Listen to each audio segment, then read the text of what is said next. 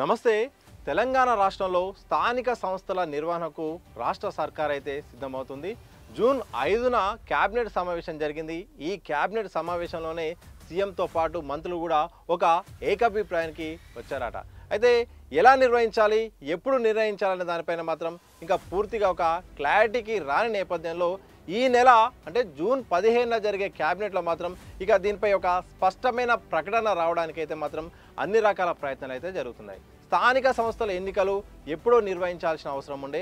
ఒకవైపు సర్పంచ్ ఎన్నికలు పదవీ కాలం పూర్తయి కూడా సంవత్సరాల దాటి వచ్చింది. ఆ తర్వాత మండల అలాగే జిల్లా పరిషత్ సంబంధించిన పదవీ కాలాలు కూడా పూర్తయ్యాయి. ఇక మున్సిపాలిటీల పదవీ కాలాలు పూర్తయ్యాయి. కార్పొరేషన్ల దాదాపు సింహభాగం కూడా ఇక పదవీ కాలాలు పూర్తి కావడంతో ప్రత్యేక అధికారుల పాలన కింద కొనసాగుతుంది.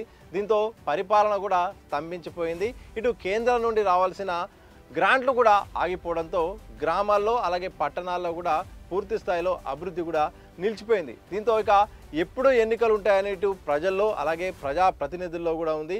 ఇటు ప్రతిపక్ష పార్టీలు కూడా సిద్ధమవుతున్న వేళ ఇక రాష్ట్ర సర్కార్ మాత్రం స్థానిక ఎన్నికల నిర్వహణకు రంగం సిద్ధం చేస్తున్నట్టు తెలుస్తోంది. ఈ జూన్ 15న ఇక దీనిపైన మాత్రం ఒక స్పష్టత రావడానికి క్యాబినెట్ సమావేశం వేదికగా మాత్రం జరగబోతున్నట్టే తెలుస్తోంది. ప్రధానంగా అసలు సమస్యల రెండు ప్రధాన సమస్యలు ఉన్నాయి. ఒకటి, సర్పంచ్ ఎన్నికలు ముందు నిర్వహించాలా, లేకపోతే ముందే మండల అలాగే జిల్లా పరిషత్ ఎన్నికలు నిర్వహించిన తర్వాత సర్పంచ్ ఎన్నికలు నిర్వహించాలనే దానిపైన మాత్రం ఒక క్లారిటీకి రాని పరిస్థితి ఉంది. గతంలో మాత్రం ముందు సర్పంచ్ ఎన్నికలు నిర్వహిస్తారు, ఆ తర్వాత ఎంపీటీసీ జెడ్పీటీసీ ఎంపీపీ ఎన్నికలు నిర్వహిస్తారని కూడా ప్రచారం సాగింది. మరి కొంతకాలం తర్వాత ముందే జిల్లా మండల పరిషత్ ఎన్నికలు ఉంటాయి, ఆ తర్వాతనే సర్పంచ్ ఎన్నికలకు వెళ్తారని కూడా ఒక వార్తలు వినిపించాయి. దీనిపై మాత్రం ఒక స్పష్టత రావాల్సిన అవసరం అయితే ఉంది. మరొక పెద్ద ప్రశ్నల కులగణన అలాగే రిజర్వేషన్ల ఖరారు. ఎందుకంటే కులగణన కోసం అయితే సమగ్ర కుటుంబ సర్వే చేశారు. ఇక బీసీలకు 42% రిజర్వేషన్ల కోసం ఆ సర్వే చేయడం, ఇక అసెంబ్లీలో కూడా దానికి సంబంధించిన ఆమోదం చట్టబద్ధత కూడా వచ్చింది. కేంద్ర పరిధిలో అయితే అక్కడ ఆగిపోయింది. కేంద్రం ఆమోదిస్తే రిజర్వేషన్లు వచ్చే అవకాశం ఉంది. లేని ఎడల ఎలా ముందడుగు వేస్తుందనే దానిపైన మాత్రం ఒక క్వశ్చన్ అయితే ఉంది. కేంద్రం రిజర్వేషన్లకు ఓకే అంటుందా, లేకపోతే రాష్ట్ర పరిధిలో చట్టబద్ధత పరంగా ఏమైనా చేసే అవకాశం ఉందా, లేకపోతే అసలే సాధ్యం కాకపోతే పార్టీల పరంగా మాత్రం ఇచ్చే అవకాశం ఉందనే ప్రశ్న కూడా ఉంది. దానికి మరి క్లారిటీ రావాల్సిన అవసరం ఉంది. అదొకటి పెద్ద సమస్యగా అయితే మారిపోయింది. రిజర్వేషన్లు అమలు చేసి వెళ్తుందా, ఎలా చేసి వెళ్తుంది, చేయకుంటే మరి ఏ రకంగా ఉంటుందనే దానిపైన మాత్రం ఇటు సర్కారు అలాగే పార్టీ కూడా యోచిస్తుందట.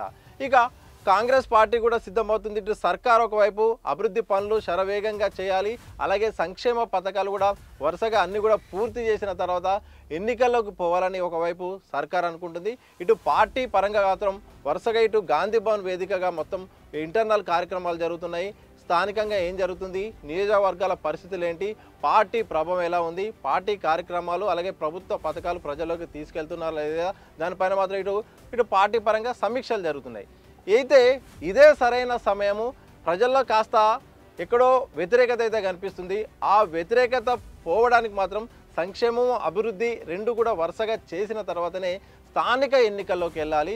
అయితే సమయము చాలా తక్కువ ఉన్న కారణంగా వరుసగా సంక్షేమ పథకాలని పెండింగ్లో ఉన్నవి అలాగే కొత్తవి కూడా గతంలో కూడా ఆగిపోయినవి అన్నీ కూడా పూర్తి చేసిన తర్వాతనే ఎన్నికలకు వెళ్ళాలని ఒక యోచనలో ఉన్నట్టయితే తెలుస్తుంది. ప్రధానంగా ఇందిరమ్మ ఇల్లు అది ఒక నిర్మాణ దశలో ఉంది. అది శరవేగంగా పూర్తి లక్ష్యంగా పెట్టుకుంది. ఇప్పటికే సన్న బియ్యం సంబంధించిన పంపిణీ కూడా కొనసాగుతుంది రేషన్ షాపుల్లో. అదొక పాజిటివ్గా అయితే సర్కార్ అయితే భావిస్తుంది.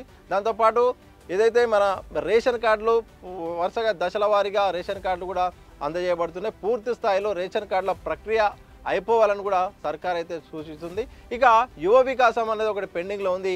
యువ వికాసాన్ని కూడా పూర్తి స్థాయిలో ఇచ్చి ఆ తర్వాత రైతు భరోసాను కూడా అమలు చేసిన తర్వాత ఇవన్నీ వరుసగా అమలు చేసిన తర్వాత ఒక పాజిటివ్ దృక్పథం అయితే ప్రజల్లో వచ్చే అవకాశం ఉంటుంది. ఆ పాజిటివిటీని ఎన్నికల్లో ఓట్ల రూపంలో మలుచుకోవాలని కూడా సర్కారు యోచిస్తుంది. అందుకోసమే ముందు సంక్షేమ పథకాలన్నీ పెండింగ్లో ఉన్నవి అమలు చేయాల్సిన అన్నీ కూడా పూర్తి స్థాయిలో అమలు చేసిన తర్వాత ఎన్నికల నోటిఫికేషన్ వేస్తే ఆ తర్వాత ఎన్నికల్లో ప్రజల వద్దకి వెళ్ళి ఓట్లు ఎందుకు అడగాలో ఎందుకు ఇవ్వాలో మేము చేసింది ఏంటో అనేది చెప్పుకునే అవకాశం ఉన్నట్టు తెలుస్తుంది.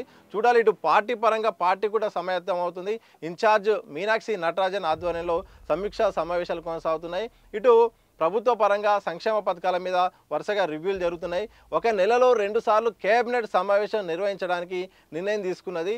ఈ నేపథ్యంలో ఇటు ప్రభుత్వ పార్టీ పరంగా శరవేగంగా జోడెద్దుల్లాగా వరుసగా పనులు జరిగితే మాత్రం ప్రజల్లోకి వెళ్ళే అవకాశం ఉంటుంది.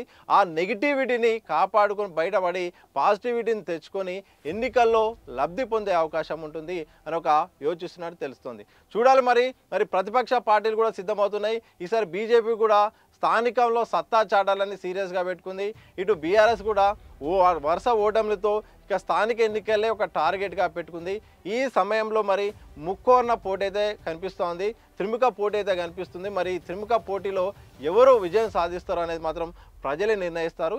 ఏదేమైనప్పటికీ ఎప్పుడో నిర్వహించాల్సిన ఎన్నికలకు వాయిదా పడుతూ వస్తున్నది. మొత్తానికి మాత్రం ఇక జూలై లేదా ఆగస్టులో మాత్రం స్థానిక సంస్థల ఎన్నికలైతే ఖచ్చితంగా ఉండబోతున్నట్టు ప్రభుత్వ వర్గాలు ఒక అంచనాకు వచ్చినట్టు తెలుస్తుంది. ఇక వరుసగా అభివృద్ధి సంక్షేమ పథకాలు వరుసగా ప్రారంభించి ఆ తర్వాత ఎన్నికల షెడ్యూల్ వేయాలి.